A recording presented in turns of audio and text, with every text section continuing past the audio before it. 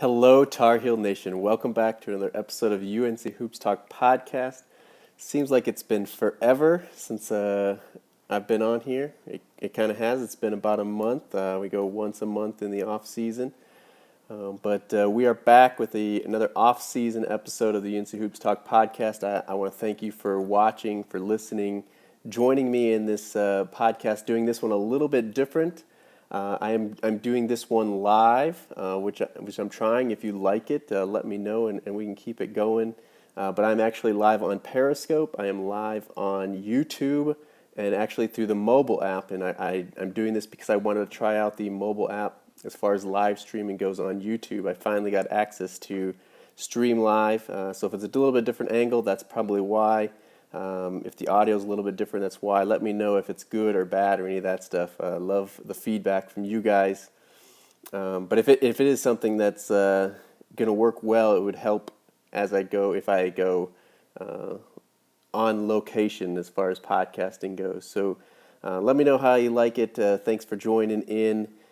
Some off-season stuff here. A lot of drama within the UNC Hoops realm as we start the off season. Pretty much, I think I maybe did one other podcast that would be considered off season, but really this is the first off season podcast as we've done here in May, and actually the end of May. Maybe that's why it feels like it's been so long. But first, starting off, we are still national champs. We can't forget that. I may say that for the entire next season. We are the reigning national champions in college basketball. No one can take that away from us. So that's awesome. But yeah, just jumping in real quick. First, obviously, that's why I'm podcasting today and why I waited till the end of May. But who's going, who's staying? We've known for a while now. Pinson, I think I even knew before the last podcast, was staying. Joel Barry entered the NBA draft for like half a day or something and then took his name out. He is back.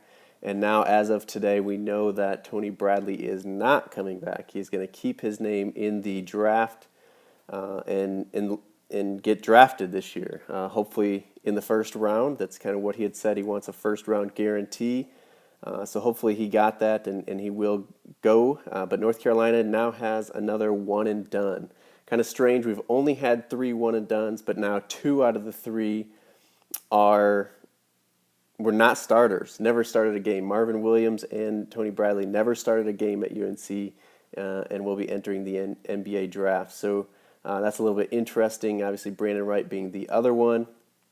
I didn't really expect it. I didn't expect him to stay in the draft. I thought he would test it and he would be back. And I don't know, from his demeanor is really what I thought. He was just, from all the interviews throughout the season in the locker room and whatever, any interview you saw, he was so shy, so quiet, reserved. It just seemed like he didn't want to be thrust into the NBA and all of that stuff. But obviously he thinks he's ready. Hopefully he is. I wish him all the best. You can't blame these guys for going and trying to get paid to do something like this, and especially after a title, after winning the national championship. Pretty much, I say whoever wants to go and try, if they think they're good enough, go ahead. Not good riddance. Obviously, I wish him the best, but yeah, it really stinks because we're still going to be so good next year after winning the title. In our past titles in 05, 09, it was kind of a mass exodus. Everybody left, and it was kind of not rebuilding. We know it wasn't rebuilding with Tyler Hansbrough coming in 06, but it was a fresh start pretty much with mostly new guys. That's not going to be the case here. We got Joel Barry, we got Theo Pinson, we got Seventh Woods, Brandon Robinson, we got Luke May, we got I know I'm forgetting people, Kenny Williams. So many guys coming back, and we're going to be, for sure, top 10 preseason, maybe even top 5. It just stinks because now we're kind of guard heavy, wing heavy, and our front court is going to be all freshmen. We're going to have, the incoming freshman and Luke May is pretty much what we're going to be, or go small, which Roy has been hesitant to do. It'll be interesting I don't think he's ever started a game small, so it'll be interesting to see if he does that, but we got plenty of time to discuss that here in the offseason before we get to that.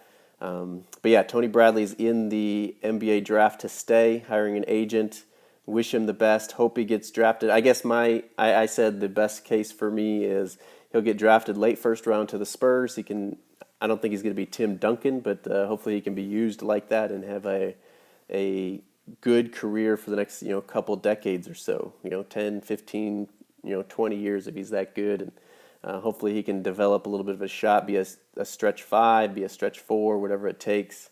But yeah, it'll be interesting to see where he goes and kind of where he ends up. Of course, we also have Justin Jackson going somewhere probably just outside the lottery, maybe the end of the lottery if he finds the right team and workouts go right. We have Kennedy Meeks. We have Isaiah Hicks.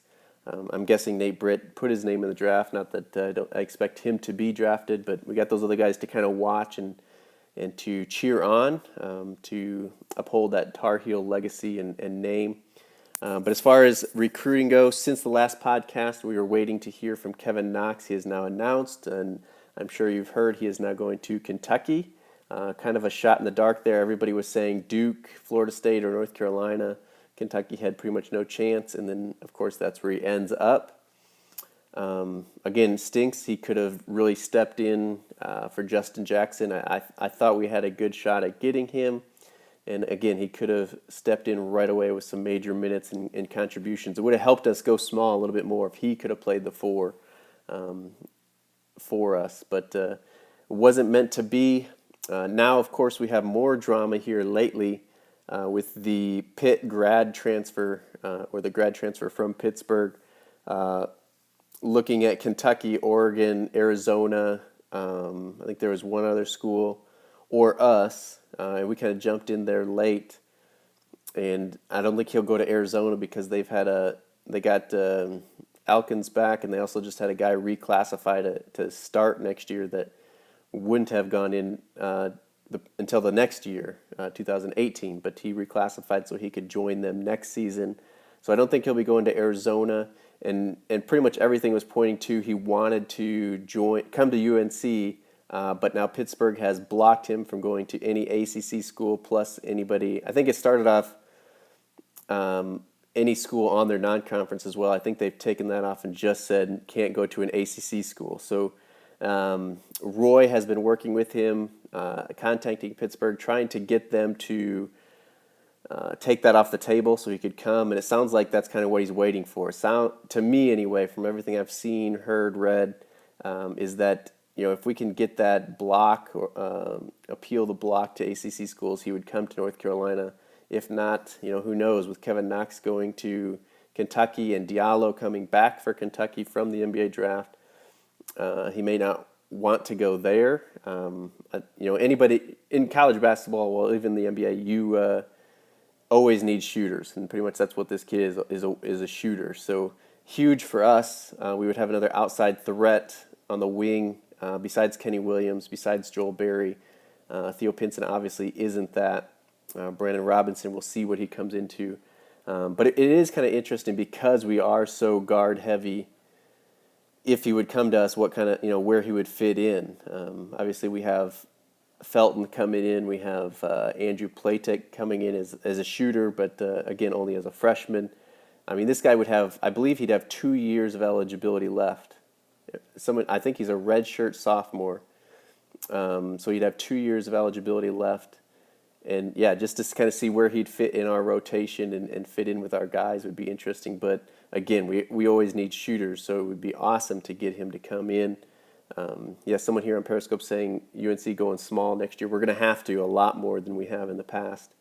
I'm just interested to see whether Roy would start a small lineup or not. It'll all depend on how those big freshmen coming in adjust and are ready come regular season time.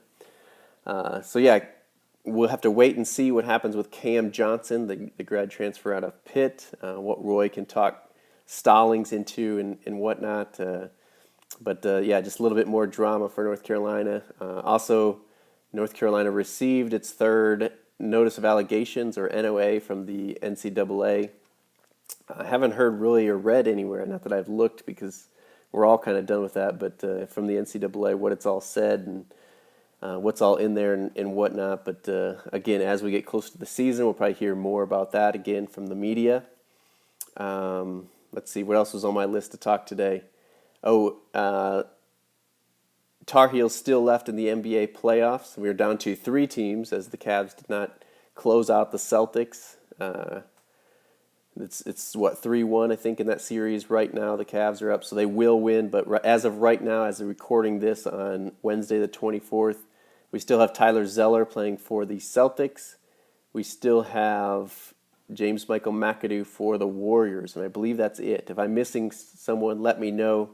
And I'll correct that, but I believe those are the only 2 left. Then, of course, we always have to look at what Dukies could win titles. It's obviously Kyrie Irving for the Cavaliers, and I believe they have Dante Jones on their bench as well, who could win it for the Duke Blue Devils. But, so we pretty much have to cheer for the Golden State Warriors again, get McAdoo another ring, get that title back into Chapel Hill, even if he's just a bench warmer, role player, whatever you want to say. I don't think he gets a lot of minutes by any means, but he is there. He would get credit for it. North Carolina would get credit for it. So, there's that. Other than that, I think that's about all the off-season news we have. There was some scheduling news that came out. I don't know. I know I saw at least one article where pretty much North Carolina's entire non-conference schedule is out, released. I don't know about all days. Of course, times are not released yet. And we know, like in the ACC, who we play once, who we play twice, and where it is, whether it's home or away. But yeah, I don't have that stuff in front of me. And again, we got plenty of off-season to talk about that stuff. We'll get into recruiting stuff down the road. But that is pretty much all I got for you. Kind of a short podcast here, but again, off season here, we're rolling. As much as I missed podcasting, I kept looking. It's like, when can I podcast next? When can I podcast next? And I wanted to wait until Tony Bradley made his decision, because otherwise I make a podcast and then I have to wait another month or whatever. Well, I don't have to. I can podcast more. And maybe if you guys give me feedback here how this live stuff works, this is it'll go up a lot less edited onto all of the podcast apps and places you get the podcast. So if there is breaking news, stuff like that, I can definitely live stream and then obviously take that and throw it into a podcast as well, or at least put up onto the podcast feed. So if you guys like this format, if the audio is good and all of that good stuff, then we can do that a lot more. Getting a few people watching here on Periscope, only a couple here on YouTube, and I haven't seen just a couple of comments as well on Periscope. But again, if this is something that you guys don't mind, maybe is the best way to put it. I don't want to take the quality away, so that's why I got to check the audio for this stuff. But if you like this is something that I can do a little bit more often in the off season, and obviously we'll see about the season. I already do once a week, and that sometimes can be hard to uphold during the season. So not going to guarantee anything there, but possibly do something with the NBA draft, a quick thing of where our guys get drafted and talk about that. But let me know, give me comments. All the links to contact me will be in the description of wherever you watch or see this video. All Tar Heel Dan on Twitter, as well as Periscope. You can also email unchoopstalk@gmail.com. Snapchat TNDAN, Tennessee Dan, pretty much where I got that from, TNDAN on Snapchat. And like I said, the rest of that stuff down there will be there if you want to get a hold of me. But would love to hear feedback on this kind of thing. And the only bad thing is I don't think I can bring guests in on the mobile side of YouTube like I do it on the desktop. So looking to hopefully get some guests coming on here in the off season, maybe talking about the NBA a little bit, and then of course we'll get into some recruiting news as we get closer into that July-August period. Usually Ross Martin from Carolina Blue or 24/7 Sports, also connected with CBS Sports, comes on, does great job talking with us about recruits and incoming guys and guys we're looking at for the next couple of years. So look for that stuff the rest of this off season. If you're not already, would love for you to subscribe on YouTube or wherever you're listening to this podcast so that you don't miss, because I don't post regular enough during the off season. And even during the season, it's not always the same day every week. So subscribing and getting that notification is the best way that you can do it. Appreciate the support from all you guys listening, watching, sharing it out. Please share this out to UNC Hoop fans, and let's unite Tar Heel Nation. That is the goal here on the UNC Hoops Talk podcast. But that's all I got. I don't want to ramble on too much more. All right, love you guys, and until next time, go Heels.